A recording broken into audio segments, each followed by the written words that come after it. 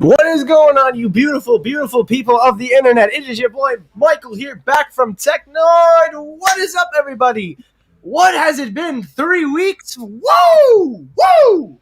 Okay, I know your iPhones and stuff are going to be screeching after that, but what is up, everybody? It is great to be back behind the live. It is great to see all of you. For those of you watching on replay, thank you for watching. Those of you coming in live, I know I just sent out the link. I'm still even slow to my own party.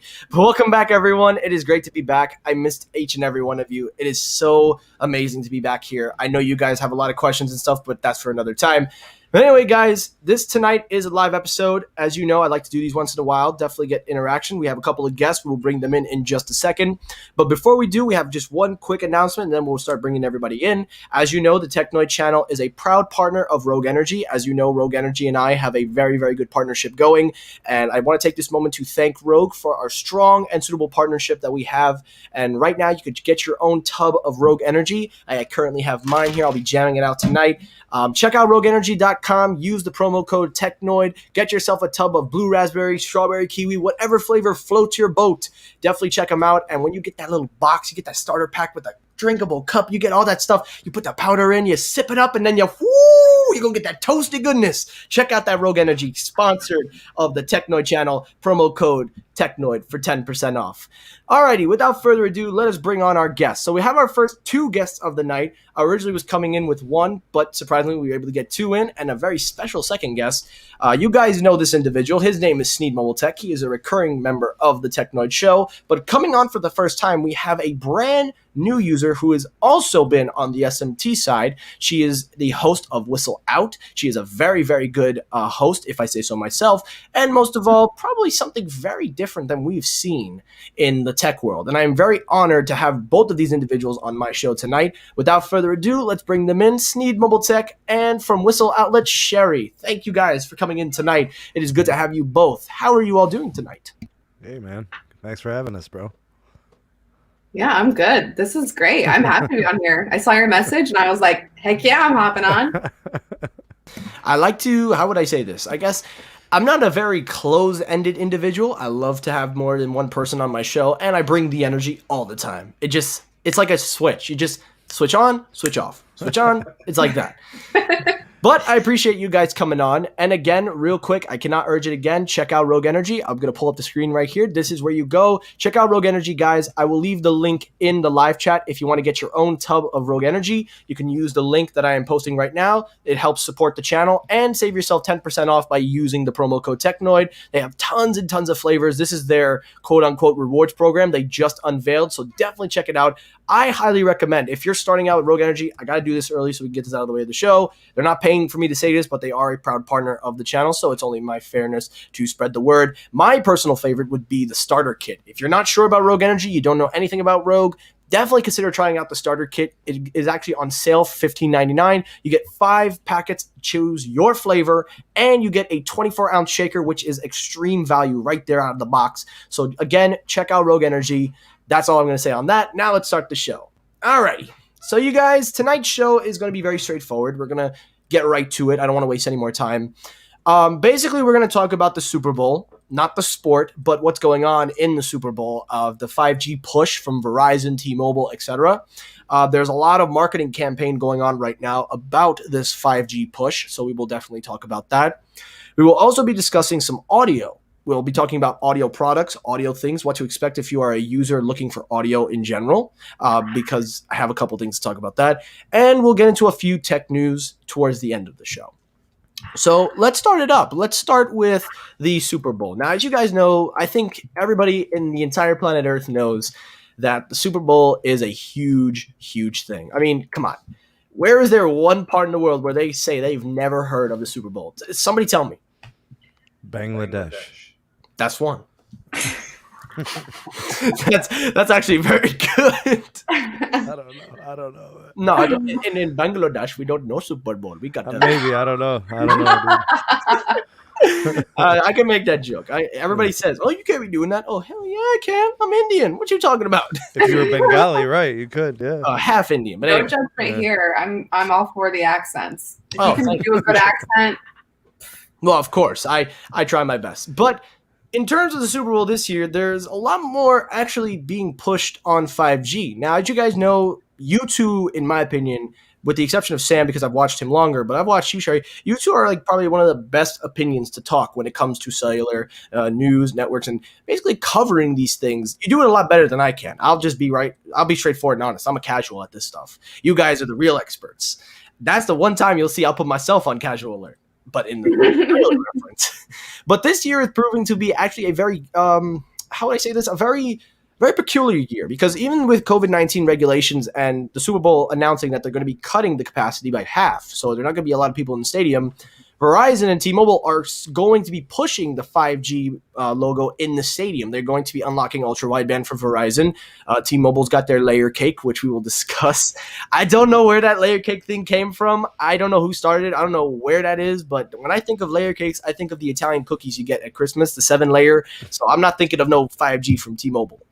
But I think what's important, though, and the reason why I wanted to talk about this, especially with you two, is because of the circumstances of COVID-19 and what this brings to the Super Bowl, but also what it unlocks at the game and what kind of who's going to have the upper hand here in the stadium. Because when I was in Florida around Tampa Bay area, there was hardly anybody talking about 5G or anything. Nobody cares about that. As a matter of fact, I won't even lie to you guys. Not one person said, I cannot wait to use 5G at the stadium. Nobody was talking about it. Like, that's just the general synopsis. But there's marketing campaigns going out there. There are actual commercials and a big push for this being quote unquote 5G built right. So I want to start this off and I'll go in order. We'll start with Sherri, women first, obviously. Then Sneed will go in and then I will intervene whenever I can. But I raised the first question. Even with COVID-19 restrictions and with fans in the building, the first question I got to ask is this still a big important thing to even push? Especially with only half of a capacity to truly not even get a full feel of what it would have been like with 100% audience intake with 5G. What does this do? This terms for ultra wideband or sub 6 millimeter wave for any carrier, for T-Mobile, Verizon. What does this do for the Super Bowl and for people that can't even access it at home? What does this do? Go ahead. Oh, God. Well, I also want to put out there, you mentioned T-Mobile and Verizon. AT&T also has their 5G plus in the stadium as well. So each carrier is kind of flexing their guns here to say, look, oh, we have it too. I think Verizon is just pushing it the hardest. Now, as far as how important is it for, we'll start with users. For the average person who's going to be in the stadium, I doubt that a majority of those people have phones that are capable of accessing the 5G. And then when we look at Verizon pushing their immersive experience inside the stadium, how many people are going to be looking at their phone doing this immersive experience versus watching the actual game in front of their face? So I don't know. I think what 5G will be important for in the stadium is maybe people sending out text messages, sending pictures, uploading stuff to social media, saying, look, I'm here. And you've all been in stadiums before, I'm sure. When you want to upload something to Instagram or tweet something or send something to Snapchat, it is a pain in the butt. So I think it will be helpful in that regard. But overall, I think it's a little silly. And I don't think it'll help the average person too much to have 5G in the stadium this year, at least. Okay, very fair point. Actually, I'm not going to lie to you. That's kind of where I was leaning towards. But Sam, let me hear your thoughts, or Sneed. I don't know. You know, we're close on the YouTube side and personal side. I don't know what to call you on YouTube. The S&T, Sneed, Sam. What do I do? What am I going to do? It's fine. That's all. But for real, what do you have to say? Go ahead. All right. So the situation with 5G is it's almost gotten down to the point where the carriers have to explain themselves. They have to tell the customer why they need to care about 5G. Otherwise, you know, Sherri alluded to it, people don't really know what 5G represents. You know, the carriers are telling you it's ultra capacity. They're telling you that you need it to future-proof yourself. It's the future of networking. You got to buy a phone. You got to upgrade. Choose ours because it's the better one, or we have the most of it, or we have the fastest, whatever, however they're marketing theirs. But what it's going to boil down to at the Super Bowl is going to be that Verizon has this unique experience. Their 5G experience starts Monday, which is, 3 days ago. So they've got this thing with Fortnite. and they've got this thing with Twitch. They're leveraging an enterprise gaming immersive experience with their ultra wideband version of 5G. They brand it, they call it 5G built right. It creates new use cases. They're telling you what you can do with it. That's the difference between all of this. Mm-hmm. T-Mobile's telling you we have the capacity. That's all they're doing. AT&T's telling you we have the capacity. That's all they're doing. Verizon has double, if not triple, the capacity of those two companies combined, and they're going to give you a different experience, and they're going to give you something unique. They're going to give you an app. They're going to give you 5 camera angles. They're going to give you in-game statistics, icons that are going to pop up in augmented reality. That's what Verizon is doing. They're doing something that's unique and different that will allow them to continue to distinguish themselves from everyone else. Yeah. And that's where Verizon's different. And you remember, Sherri, when they launched the iPhone 12, it was Hans Vestberg up on the stage with Tim Apple and the rest of the Apple crew, and they said 5G ultra wideband in his German accent or whatever it was, and he said, "Here you go. This is brand new. This has never been done before. We're the ones leading the way in this." Right. I love that Verizon is doing that. They're trying to say, hey, look, this is how you can use 5G. This is the application. But so in theory, I think that is a great idea. In practice, when it comes to the Super Bowl and people are going to be trying to switch between these camera angles and they're going to be trying to do this whole immersive experience, I'm not sure that will be as smooth as they want it to be. And I say that because Verizon tried the same thing during CES. They had a whole immersive concert that they wanted to show off their 5G. And they had different camera angles in this concert, and it did not work at all. And so that's my only hesitation is there's going to be so many people trying this out. There's going to be a lot of pressure on the network to be able to make this app be useful or even interesting and not just pause and buffer constantly. So was CS. Sorry? CS was a beta. Yeah, that's exactly. CES, that was a rough run for them. If we know we're going to be doing this for the Super Bowl, let's see if we can pull it out at CES. Yeah. And they kind of did. I mean, I was able to experience it for a few seconds before it fully buffered out and I had to cancel out. But I'm intrigued to see if it'll be a better experience than what I already had seen from Verizon. But I do love it overall. I think it's a really great idea.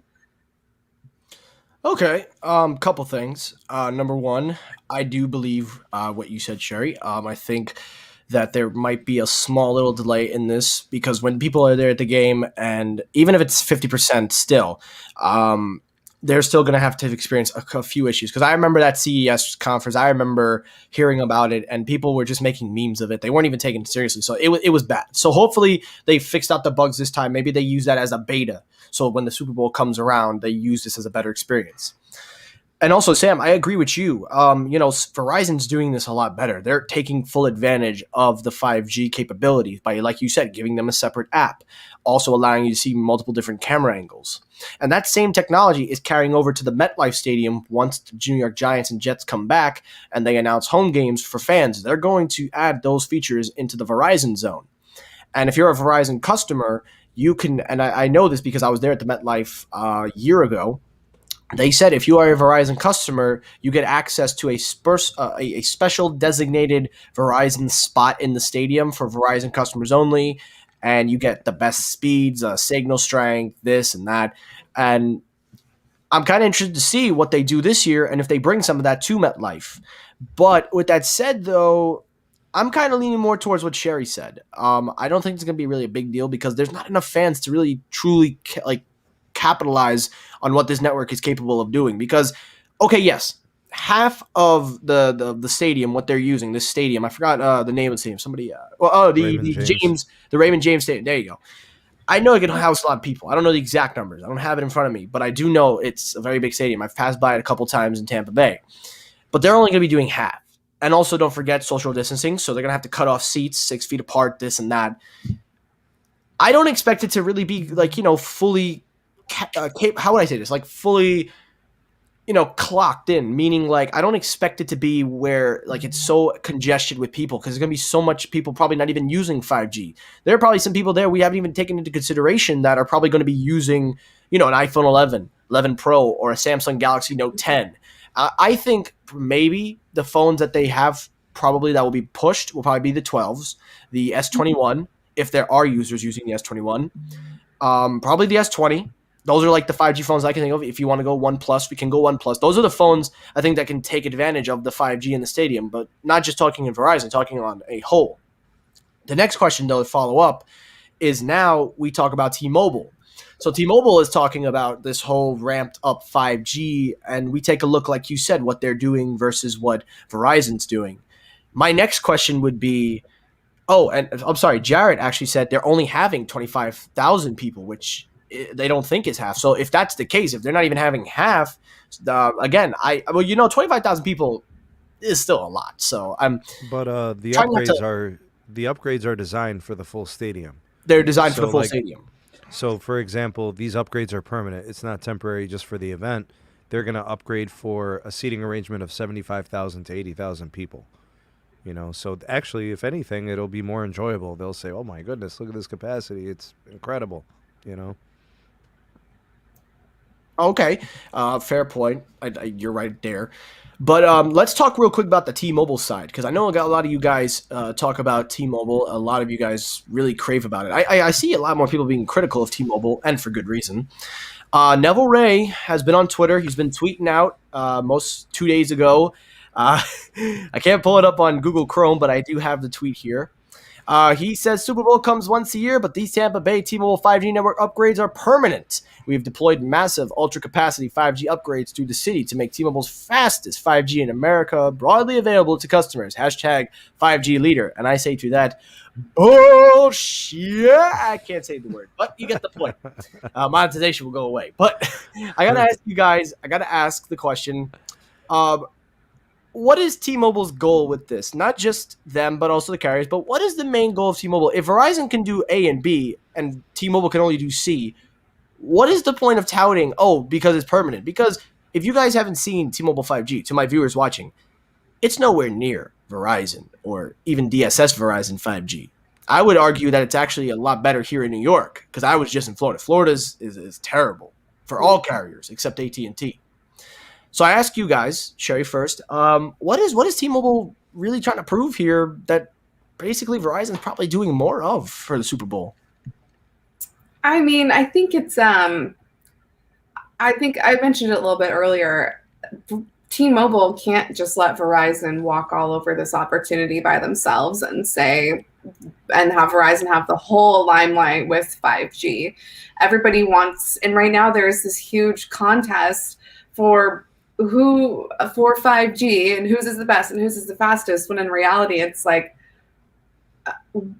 I don't think it should be touted so much right now, because so many people can't even use the full they can't even feel the full power of 5G. And so I think it's just a marketing ploy at this point to say, look at us, we're here too, we have all of these things to offer too. But it's just to say, look what I have. We have it too. They don't want to be left out. Yeah, and Brian says here, T-Mobile doesn't have a goal because they don't know what they're doing. And he says they're using 5 megahertz millimeter waves. Sam, you want to respond to that? Is that real life? Are they really doing 5 megahertz a millimeter wave?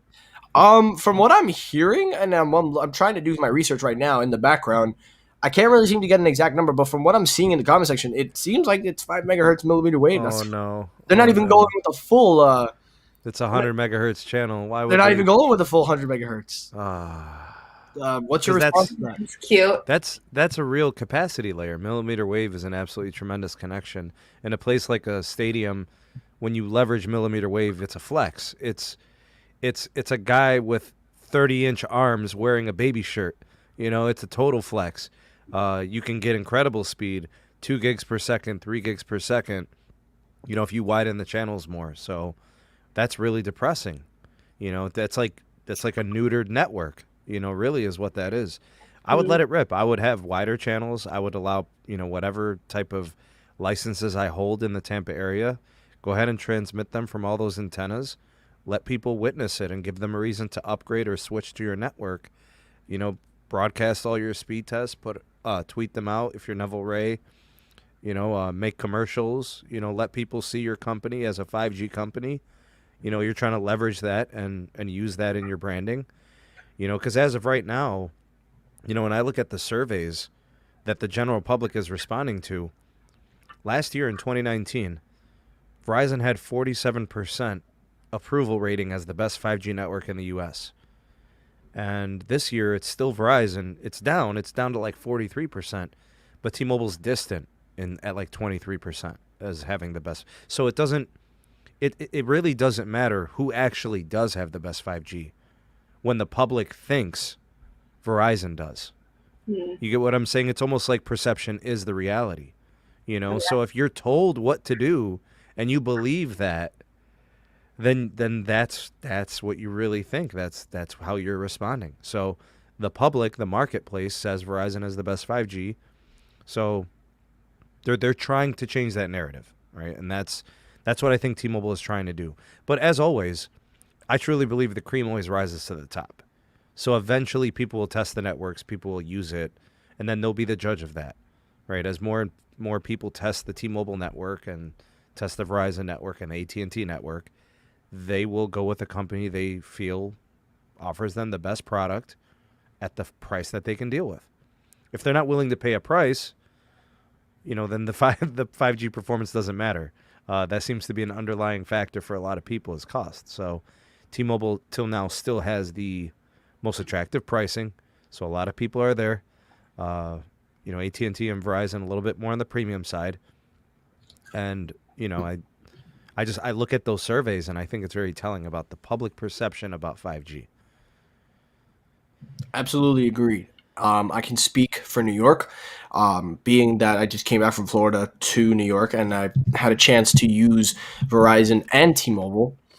I can tell you that both carriers stink in Florida. And it's not because, you know, one's terrible or the other. It's just they don't have enough spectrum down there to really cover all of the areas. I was in West Palm Beach, Orlando. Orlando was much better than West Palm Beach. I will give it that. Miami was very good. Miami was a nice destination hotspot.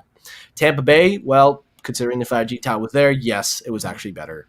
So I really do hope they expand it. But you bring up a very fair point. The mental, like, you know, the effect that people think as soon as you hear Verizon, you think, oh, they're the best. And I think that's kind of why they have this lead in why they're so good. We haven't even touched about AT&T. That was my next thing I wanted to ask about AT&T. But you're right. When people think of Verizon, they automatically associate the best because that's just a mental thing that they've been imprinted on because of how good it has been through word of mouth. You know what I mean? And the thing with me and why I agree with that is because I don't know whether or not it's just, you know, switching from T-Mobile to Verizon or not, but I've seen firsthand, you know, T-Mobile's 5G. I saw it on my father's phone, and let me tell you guys, it was nowhere near what I'm pulling in here on DSS 5G for Verizon. Even though there's a little bit of controversy going around the DSS 5G for Verizon, saying that the speeds on LTE are actually a lot faster, they're still way faster than the sub-6 T-Mobile 5G, in my opinion. Sherri, do you have anything you want to say? About AT&T 5G compared to everyone else? I don't think it's a secret that I use AT&T. I have AT&T Unlimited Elite. I love it. To be fair, though, that's the only carrier I've had. I've never had a problem with AT&T. And the speeds that I was testing out when I went to the 5G Plus sites were pretty impressive. Faster speeds than I've ever been able to test. I haven't been to a Verizon ultra wideband site though, so I'm sure once I see that and then I compare those, I'm going to be blown away. But I'm currently blown away by AT&T alone right now. So yeah, I'm a fan.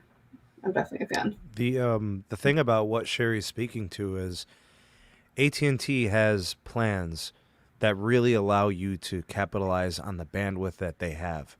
So, for example, if Sherri does a speed test and gets like 250 megabits per second for her downlink, she will be able to use that towards video. Like, she could watch a video in 4K, 8K. I mean, they don't restrict any type of access or usage.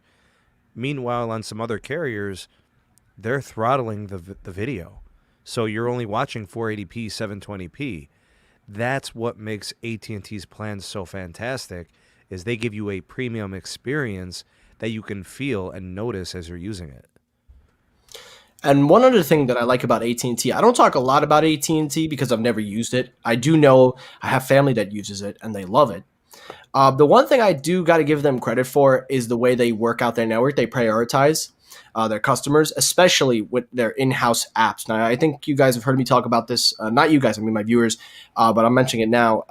When you use AT&T TV and they say data free, I know they're using like a separate segregation. As Sneed, you explained everything to me. I like, though, the fact that it is truly data free and you're getting high quality video, because I remember we were in the heart of Manhattan, 4 bars of AT&T LTE, my uncle's iPhone 8 Plus.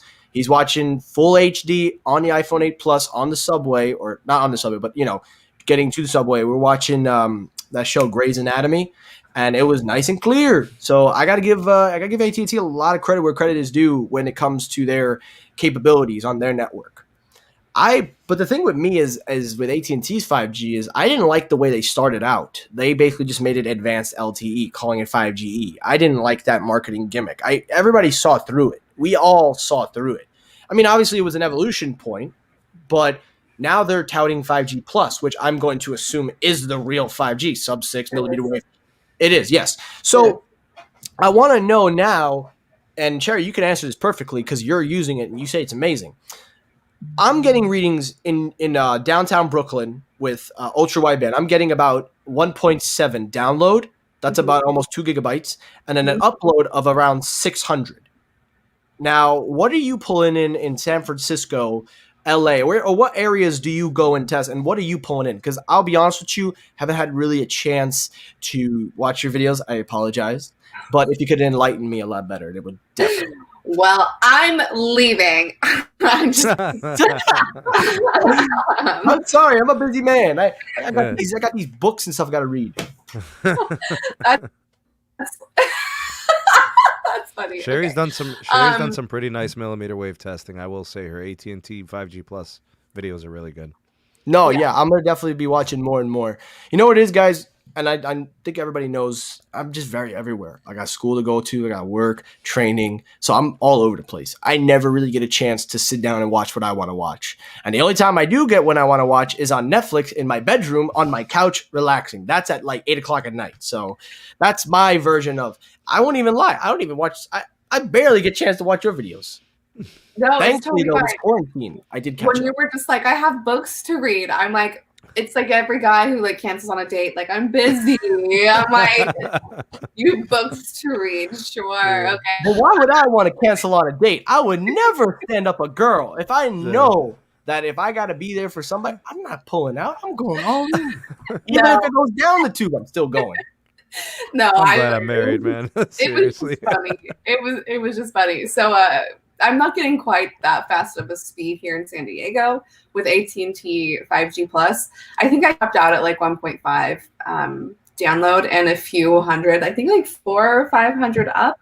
So it's still pretty good, but it wasn't. It's not Verizon. It's definitely not Verizon's ultra wideband, but it gets the job done. And at that point, do you really tell a difference between like 1 gig, 2 gig down versus like what are we doing right now that you can tell that big of a difference? I don't think you can. So it gets the job done. I'm starting to think that, forget the whole Brady versus Mahomes, MVP. I think the real matchup is Verizon versus AT&T and T-Mobile. That's the battle of the 5G. That's the real Super Bowl right there. I feel like that's what we're heading in right now because I have never seen so much marketing and advertisement pushed on this Super Bowl for 5G. I mean, I've seen, in the years prior, they talk about the halftime show. Verizon's lighting up the halftime show. I've seen things like that. But this was the first full year that I've seen a full marketing campaign pushed on 5G, mostly on Verizon, but I saw T-Mobile when I was down in Florida. And AT&T, I didn't really see much, but I'm sure they've got an ad or two in there. Mostly online, I've seen it. Mostly like when you open up the forums, things like that. Mm-hmm. So the last question, and then we'll move on from Super Bowl 5G. That's actually kind of funny thinking about it, Super Bowl 5G. But the last thing, and then we'll move on. And Sherri, you could end this. what do you think the results will be once all is said and done? People use this network, they get the full capacity, everything. What do you think is going to be the results if you had to predict between the three of them in the stadium? If you had to guess. Wait, like you mean just from this weekend? Like the five, like whose 5G performs best, or just from this weekend in the Super Bowl, halftime show, the weekend, watching different cameras and interacting with 5G. Basically, the performance level. Okay, sure. I think the perception is Verizon's going to come out on top no matter what.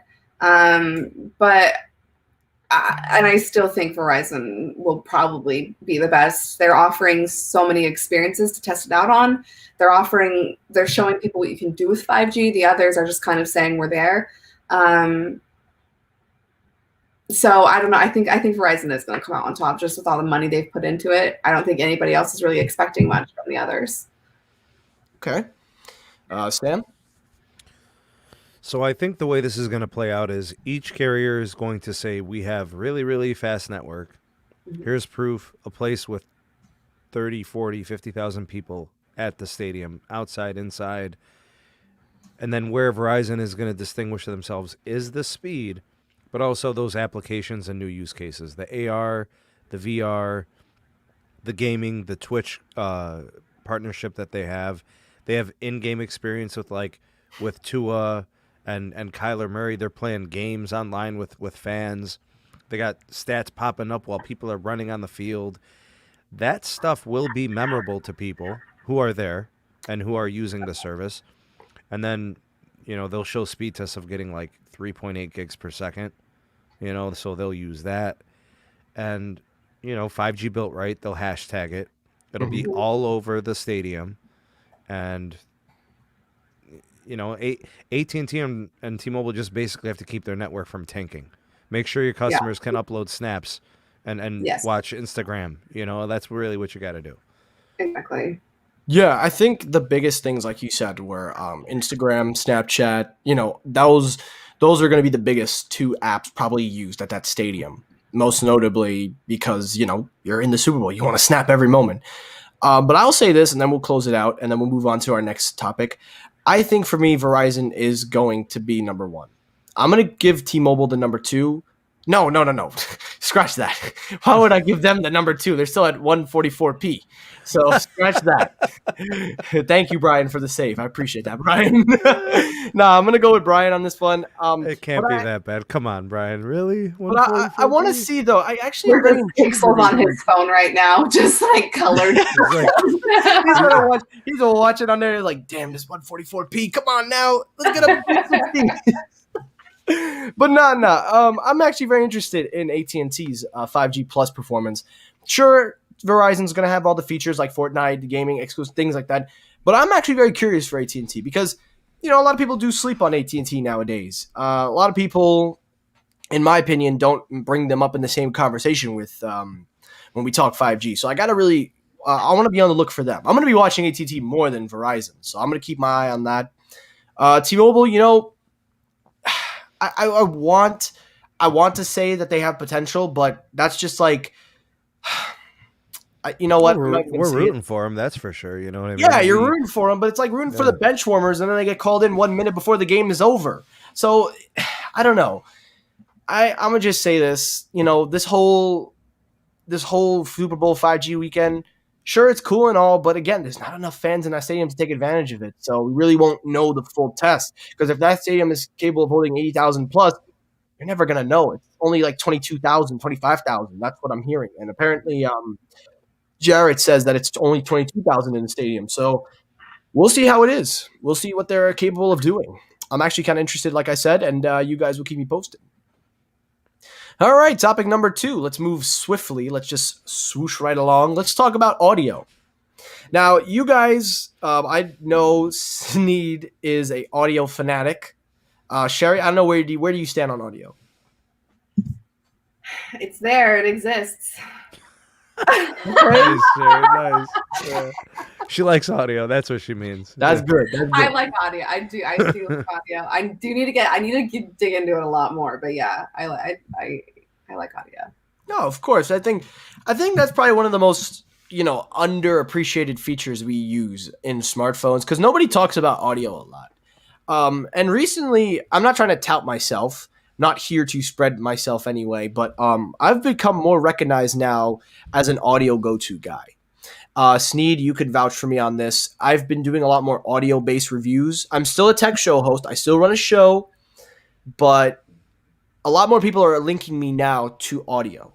And I've become now what people call this audio fanatic. Anybody know what a fanatic is? Because I know a fanatic store where you buy sports brands, but not a fanatic for audio. I'm just playing. I know what a fanatic is. Real quick, before we go any further, I just got to give a few shout outs. Apple Watts is in the house. Good to see you tonight, my brother. Aloha Android is in the house. John is in the house. Good to see you, John. Siova is in the house. John says, Sherri is the reason why we have quad DAC and LG phones for audio files. No, I don't go that far, people. I don't go that far.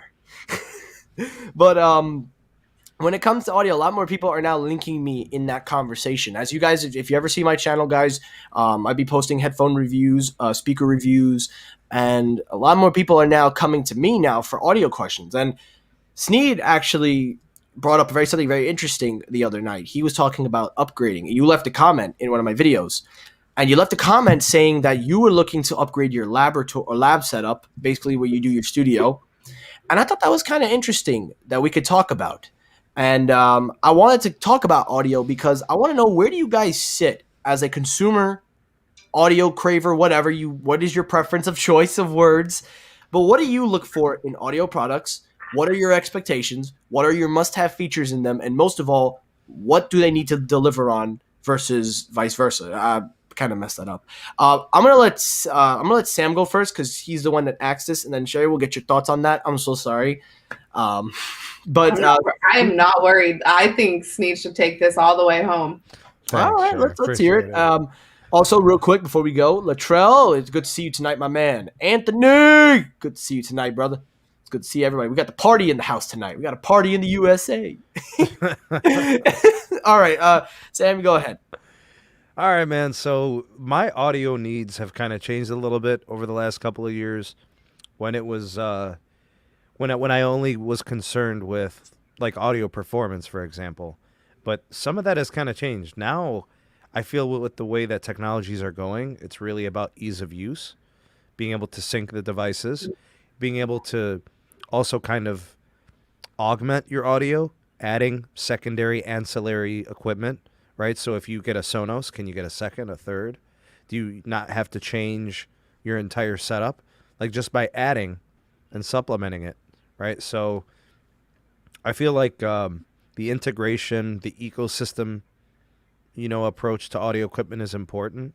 So when I think about like my lab setup and what I have going on in this room, I'm going to want a couple of speakers here by my desk. I'm going to want a couple of speakers for the entertainment side, with the TV and movies. My daughter comes down and watches Disney Plus, and then all these movies. I'll watch an Avengers movie or whatever. We got Transformers on the, or whatever the case may be. There's, effects and things. You want to have like high quality sound. You want the dynamic range sound of things, right? So low end, mid range, you just want the whole gamut of sound. And I'm starting to look at it from, how do I get bang for the buck, but get a full immersive audio experience without killing my pockets because I'm married with a child. So, and I'm a school teacher. I just think, it ain't cutting it, bro. No matter what I'm doing on YouTube, it ain't happening, Chief. So I can't spend, $10,000 on audio equipment. It's got to be affordable. It needs to make sense, and it needs to perform. So that's kind of how I'm looking at audio now. How do I get a fully immersive experience that I could continue to add to collecting speakers, right? Pieces for the house, for the TVs, for the lab and stuff like that. And kind of what I'm looking at now is, as long as the audio doesn't suck, as long as it's good and not bad, I just want to buy into an ecosystem and start to upgrade equipment. So a subwoofer, a mid, a couple of tweeters if I'm just doing, say like it's music, like how I used to do like my car audio and stuff like that. Same thing, but it's got to sync and it's got to be easy, and it's got to be smart. I don't want to move in a direction where it's like, I got to keep this stuff wired. It's got to all be in sync, Bluetooth, whatever the standards are, Bluetooth 5.1, whatever the case may be. So I'm looking at future proofing audio solutions that aren't too expensive but perform well. That's what I'm looking for. All right. That was very, very good. Sherri? Wow. Let me be very clear here. We are out of my realm slightly. However, that being said, I still use the actual audio from my TV. I don't have a sound bar set up for my TV. I don't have like anything super extra set up for audio in my house. I feel like I'm very basic when it comes to the music I enjoy and the sounds I enjoy. I'm easy to please. And so I am not super worried about like Sneed. That's like he says he wants to create an ecosystem or buy into an ecosystem and have that be an immersive experience. For me, if I'm laying on my bed and I can hear my TV, doing just fine. I'm very easy to please in that regard. Well, that's actually, that's about as simple gets. And that's good. That's kind of how my friends are. They're not too advanced, sophisticated, but they know what they're looking for. So if I could ask Sherri, what would be like you coming in as this really modest consumer, if you were upgrading audio, what would you supplement your TV with if you could? Probably a soundbar.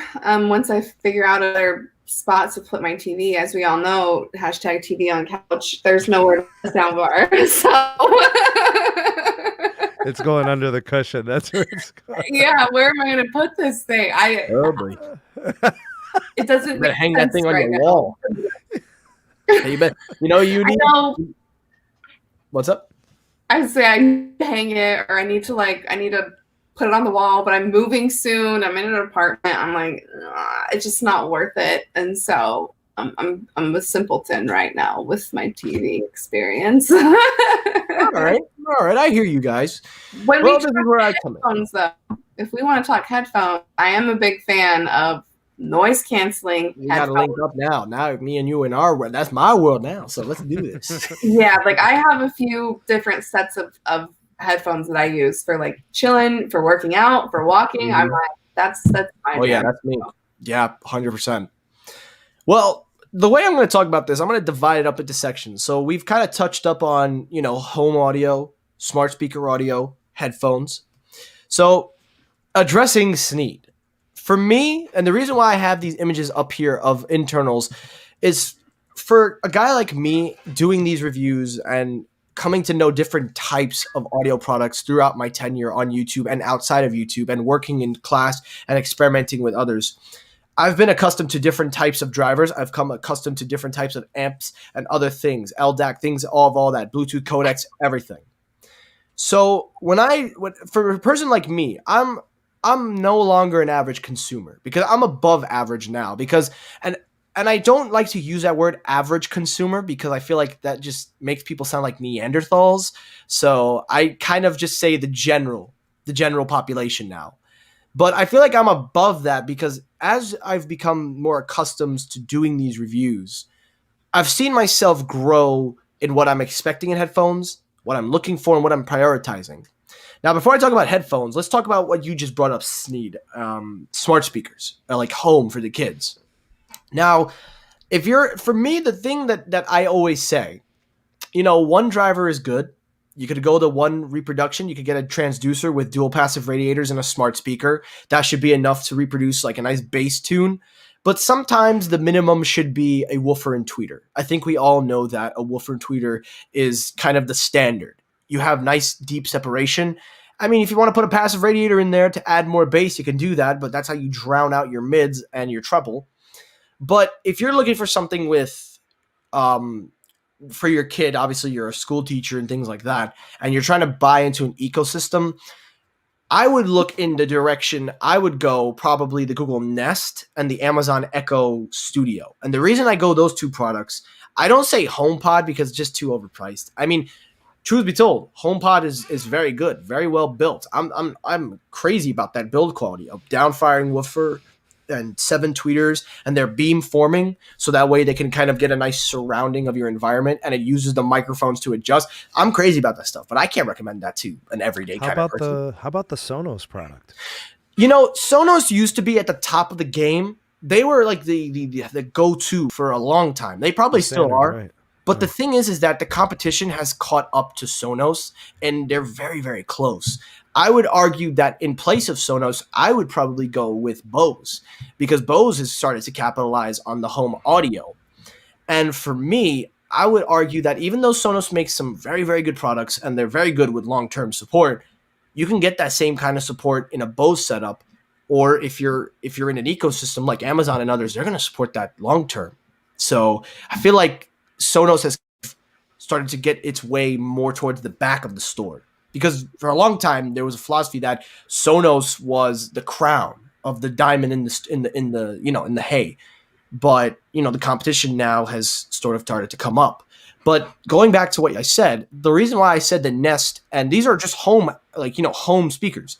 We're not going into Sennheiser, Momentums, or anything, or any of that high res kind of, because who in their right mind is going to buy a Harman, like those funny shape ones, it looks like a circle, like a pouch carrying. Who's going to want that? That's for upper and higher tier, but nobody's using that. A general person would take an Echo over that. But with that said, though, with both of them, they're both able to reproduce Dolby. They're both Dolby Atmos, because I think there's a firmware coming out where if you use 2 Nests and you pair them up and you pair them with the Google TV, even though I wouldn't recommend it, they do give you an option for Dolby Atmos by using beamforming, but it's only one woofer and tweeter, so I don't know how they're going to do that. But with the Studio, you can have a beamforming because it uses 2 tweeters and they're in a beamform array, and also because of Fire TV. Everybody loves Fire TV. The next thing I would say to you then, when you brought up headphones like these, I use AKG. Sherri, I don't know, what do you use? I have Bose and Galaxy Buds Plus. You have what? Bose headphones, and then Galaxy Buds Plus, and then I have a set of Sony headphones for taking calls and stuff. These babies. Oh yes, I see those. Yeah. Bose, truth be told, and this is probably going to, get me a lot of dislikes, but I think Bose is overrated. And I say that not because they're terrible. I don't think they're a terrible company by no means. I think they make good audio products, but I think people overhype them to what they're really not. Sure, they are very clear. Yes, they have very good reproduction of the sound quality. They handle multi-different genres great, but I can get a similar experience on a $70 pair of headphones, and considering that I didn't have to break the bank. I didn't have to pay $400. Can we agree, though, that the most overrated headphone is Beats? Yes. Absolutely.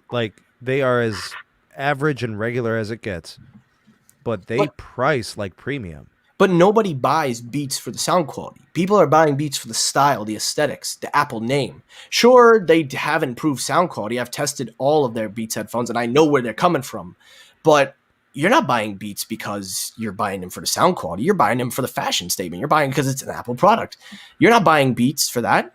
I'm lost. See, that's where I think I find myself a utilitarian in the fact that I buy something based on its use, as opposed to its appearance. You know what I'm saying? I bought my car because it's 4 doors, spacious, 30 miles to the gallon, the utility of the vehicle. I mean, I'm looking at headphones. It must have a sound advantage of some sort and value is nice. There's no value in a pair of Beats. It's the most expensive, average pair of headphones you can get. It performs average, but prices premium. As opposed to what you want to do, which should be value, pay less to get more. Yeah. Beats works backwards. You pay more to get less. You know what I mean? So I always looked at Beats it's an underperformer, because for half that money, I can get 3 times the headphone. Oh, yeah.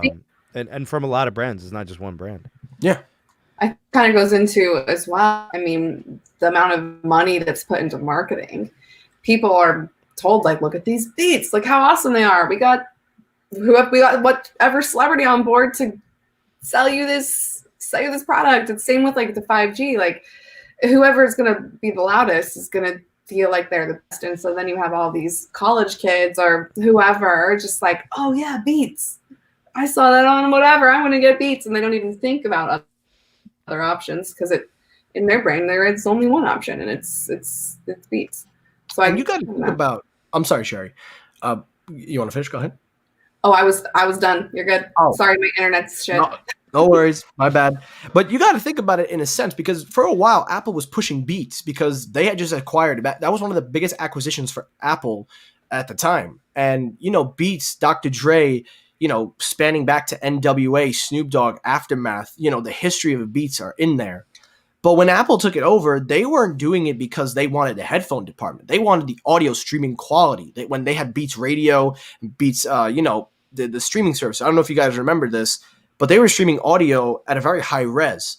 And Apple wanted that, and that's why they integrated it into Apple Music. That's why the Beats Radio and stuff got phased out. They just took that audio department over, and the headphones just were like subsidiary. That's why when I made a video talking about why I think Beats are on their way out, they're in the back of the store. They're not pushing Beats. They're giving them away for free when you buy for school. And now they're not even doing that. They're actually giving AirPods now. And with the new Apple AirPod Maxes coming out, it only raises the question of how much longer are the Beats going to stay in those stores? And I don't think they've got long because, like I said, yes, they are popular with celebrities, but they're not the moneymaker in terms of what Apple's looking for. AirPods, the brand AirPods are the moneymaker. They've realized that. That's why they've made AirPod Pros, AirPods, and now AirPod Max, which I cannot believe are actually being pushed back to April. I am still shocked. But I got my pair. They're coming in a couple weeks. Not a couple weeks. I'm sorry. They're coming in a week. So I will be able to test them out. Yeah, but you're right. Highlight Luttrell's statement there. He says, I'm being attacked for liking Beats. Where does he say that? Sorry. Maybe fourth from the bottom. So fourth from the bottom. Let me see. Luttrell. Or fifth from the bottom. Right, so why are you guys attacking? Nobody's attacking him. I think he's misunderstanding. We don't see value in Beats. Oh, you can and also studio grade Beats are different. Yes, because the yes. studio grade, it's a lot. Studio Pros are a different animal. There's no Bluetooth, hardwire, must use special connection. I've tried them out. They're the best Beats, but you cannot use them on an average every day. Right. And Luttrell, let me just make it real quick. I know you're joking around, but trust me, dude. If you like Beats, if you like it, no one says you can't. If you like something, you like it. I'm not going to say you're wasting your money. That's what you like. And for me, when it comes to audio, I'm leaning more towards AKG because of Harman. I like AKG. I don't like the way they handle their products, though, so I'm going to be looking for a new audio company come this year. I'm leaning more towards Sennheiser, but if these AirPod Max change my mind, we'll see about that. But real quickly, let's talk about earbuds. Earbuds are probably one of the most popular things, and with there's so many different innovation designs, I gotta say, the earbud market has come such a long way.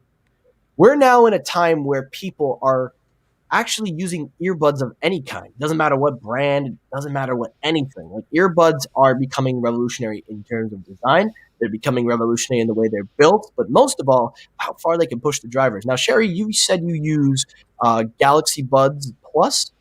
Mm-hmm. Galaxy Buds Plus. It's funny.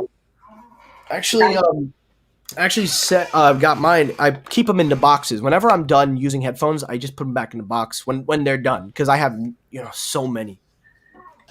Dang, yeah. I got these at the Samsung event last year, and I love them. And then these are just like everyday buds. And then these are the Bose ones I was talking about, the Bose Sports. Yes. They are the best. Yes. And I prefer them corded like this for the sport ones. If I lose one, they both don't go. I always love. It's hard to lose it. So, I love both these sets. I want to just say this right now. I'm going to tell everybody on record. I personally prefer hardwire over wireless earbuds. But with that said, I would take wireless earbuds with me everywhere. They're more convenient. Yeah. And at this day and age, there is no more 3.5 millimeter. It's become outdated tech. And as much as I love rocking, wired earbuds, I have a pair right here. It doesn't make sense for me anymore. So that's why I've started moving more towards the wireless earbuds. For me, I am a very different kind of guy. I have earbuds for different needs and different wants, like you, Sherri. AirPod Pros are my all-around overall because when I'm in the house, I can just throw them in, switch over to my iPad, whatever. When I'm at the gym, the Soundcore Liberty Air 2 Pros have replaced my Buds Plus, and those are 11 millimeter. They're not even a woofer and tweeter. So that's in the review. The review's coming out soon.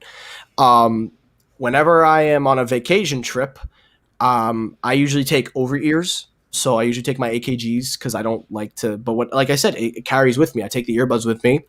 The Galaxy Buds Plus were my everyday drivers before the AirPod Pros became. I rock those every day because I think the woofer and tweeter made a big difference in the sound quality, being able to separate and add more bass when needed. And I got to ask you guys this question because I've been leaning towards it. We're almost done. I'm not going to do any tech news. We're going to actually end it here. Well, not here, but we're going to end with this topic because I'm really liking the interaction we're having right now with the live chat and everybody. So we're just going to keep focusing on this. I want to ask the two of you and people in the live chat, do you prefer one-way drivers, two-way drivers, or a trifecto, which is what we call a three-way stack on top of each other driver setup? What do you guys prefer? Anybody can go. I was gonna say, like, with some of these headphones, man, they're pretty expensive for some of these full-fledged, full-featured headsets. So what I'm looking for in my earbuds, for example, because you got to fit a lot of tech into those small buds, right? So the more hardware you put into it, the more expensive it gets. The bill of materials increases; they get expensive.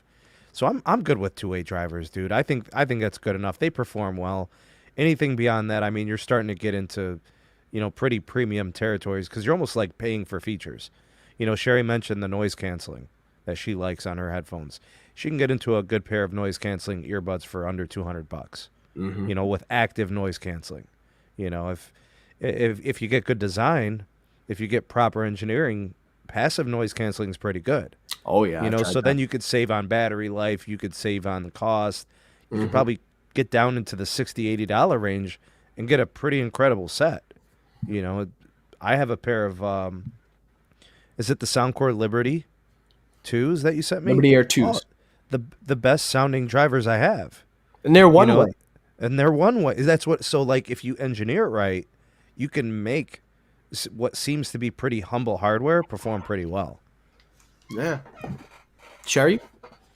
Again, out of my depth, I don't think I have an opinion. Give me a set of earbuds that, like, I really love the Galaxy Buds because I can go into the app and I can set the taps, like 2 taps is noise canceling, 3 to make a phone call. Like, I love how customizable it is.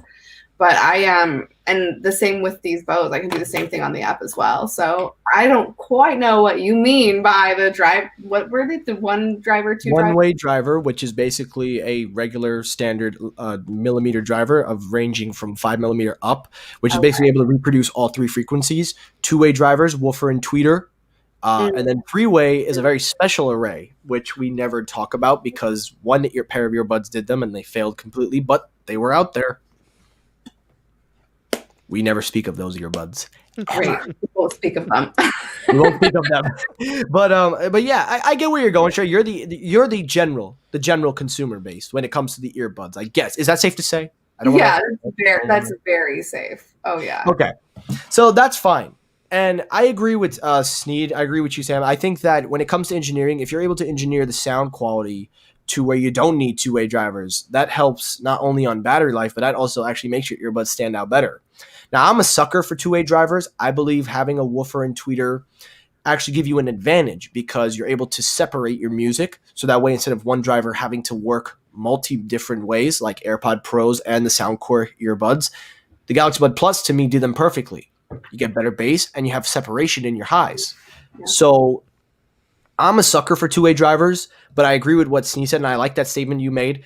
if engineered right, you don't need them. And that's exactly what he brings up with the Liberty Air 2s. And now I've reviewed the Liberty Air 2 Pros. I don't want to give away my review, but I will tell you guys, this whole notion of the more drivers, the better, that might come to an end really soon.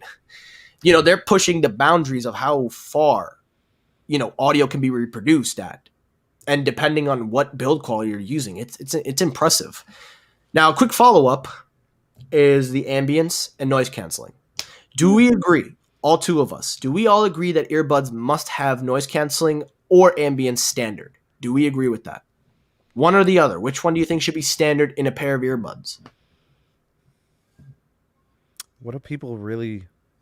What does the general public want? Do they want noise canceling? From what I've gathered, they would that like seems the like option. that seems like a feature that people really are starting to want. From what I've been able to gather, a lot of people are preferring noise canceling, but with that said, ambience is much more popular because you could hear everything around you. You can hear your music, you can hear everything. And what a perfect better way. There's a guy in here, my brother, Showing Tech, the audio expert, man. He knows, and he picks ambience over ANC, which is a very good take. I agree with him. I take ambience over ANC. What about you, Sherri? I think it depends on where I'm wearing these headphones. If I'm on an airplane, give me noise canceling, or I won't go on the airplane. If I'm running, like I would like ambient, but it just depends. Okay.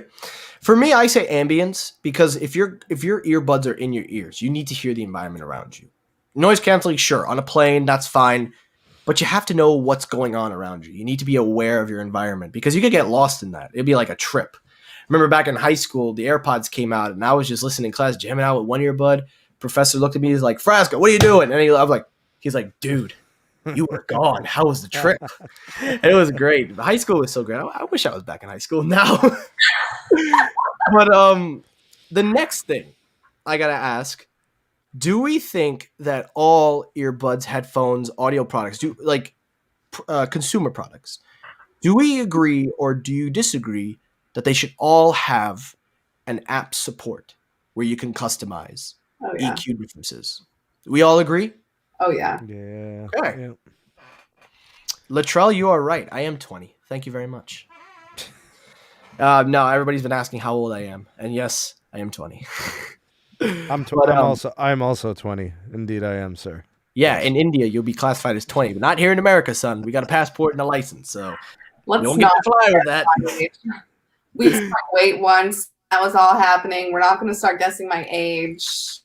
No, we don't go there. 27. Ooh.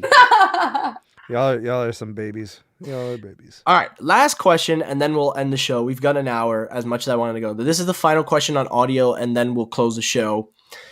My final question to you now is, what do you take now in a brand when it comes to audio? Are you looking at a brand that gives you top quality features, top quality battery, or are you taking a company that's known for the audio and reliability? That's the final question.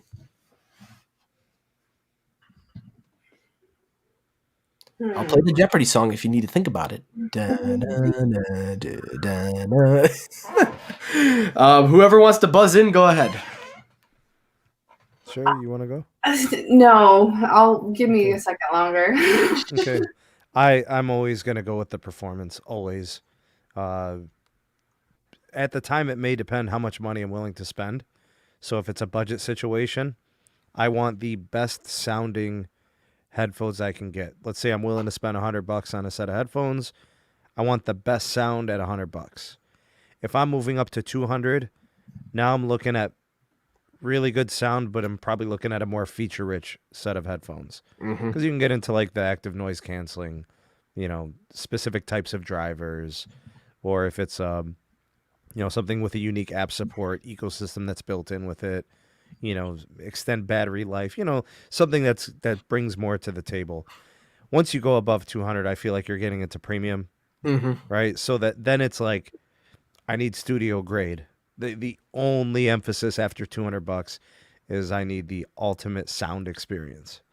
So I don't mean to say, okay, it depends on your needs, but honestly, it sets the expectation. But no matter what, if the headphones don't sound good, you will not enjoy them, no matter how good the app is, no matter how good the active noise canceling is. If the drivers and the speakers don't perform, I mean, they gotta sound good. I've had skull candies that were $40 that sounded terrific, and I use them every day. And I've had, like I said, somebody gifted me Beats. I think I've used them 3 times. They suck, and I hate them. Wow. They literally sit there. They're on the treadmill, and I go and get my Pixel Buds because they sound better. You know what I mean? And the Pixel Buds were gifted to me too. So if they don't sound good, they don't have a chance with me. So that's like bottom line. They got to sound good. Okay. Sherri, final thoughts? Yeah, I mean, I have a pair of headphones that I was gifted as well, and I would rather not wear them at all than wear them because it sounds really electronic and it's not super high quality and they're very uncomfortable. So I need to, especially when I'm thinking of like buds, I have to think of the comfort. And so I do lots of research on how does it fit? Do people hate it? Does it ear when you're running? Like, because I do a lot of high intensity workouts. So for me, it's more of the fit and then the quality of the music or the noise that's coming through. So that's probably, and then battery life as well. That's fun for me too. Good call, Sherri, on the comfort. Any type of extended period of time of usage for sure. That was actually going to be one of the things I mentioned, so I'm glad she brought that up, so I don't have to mention it. But I have been sent headphones in the past, gifted AirPod Pros, not from Apple, but from a family for a gift. I was gifted a few over-ear headphones in the past when I was 17, 18, and looking back at it now, I hardly ever used them. They just weren't what I enjoyed. So for me, and this is why I love now people are looking at me as an audio guy that they can go to. I love it because now I'm able to do it in a way where I don't have to be tech savvy. I can just say it like it is. Like I know that, like I know my specs. I know everything about headphones, their connection, their drivers, everything, but that's not what people want to hear. They just want the details. So for me, if somebody tells me, what do I prioritize? I say simple. They just got to feel great and they got to sound great. That's it. I don't care about Apple ecosystem. I don't care about, LDAC or scramble codec. I don't care about aptX. I don't care about all that. If they don't sound good and if they don't fit in my ears, I'm not taking them. And that's really where I like the test that you do on your reviews. You shake your head and you jump up and down and you see that they stay in. Yeah. Matters. Yeah. That's the thing about audio reviews. And I'm not here to say like I'm an all in all, but when I do audio reviews, I try to be different. I try my best to put them in real world usages. Like recently, the Liberty Air 2 Pros, I flew with them on a plane. I was able to get it. You got to start running away from the cops with the headphones on. That's what you got to do, dude. That's a real test. What you trying to say there? Trying to say that's a real test to see if they'll stay in. You got to hop a fence. You got to run away from the cops. Oh, that's perfect. I'll just pull up in the park, be like, "Excuse me, officer. I lost my doggy up in the park. Take his gun, run, boom." No, but that's where I stand on that. And the reason why it's hard for me to do audio reviews, and I'm glad I found my groove now, is because it's so hard to tackle all of them in one video and bore the hell out of people. So you got to be able to do it, and you got to be different. And that's kind of where, the part of me likes to be different. I buy all my headphones. I am never taking a pair from a company. I mean, if they offered it to me, I'll think about it, but I'll most likely be paying for them. I would like to be offered. I haven't been in a while, hint, hint. But I lean more towards buying my own products so I can give a more faithful review. I believe that if you buy something with your money, you have a right to say what you want because you're a paying customer.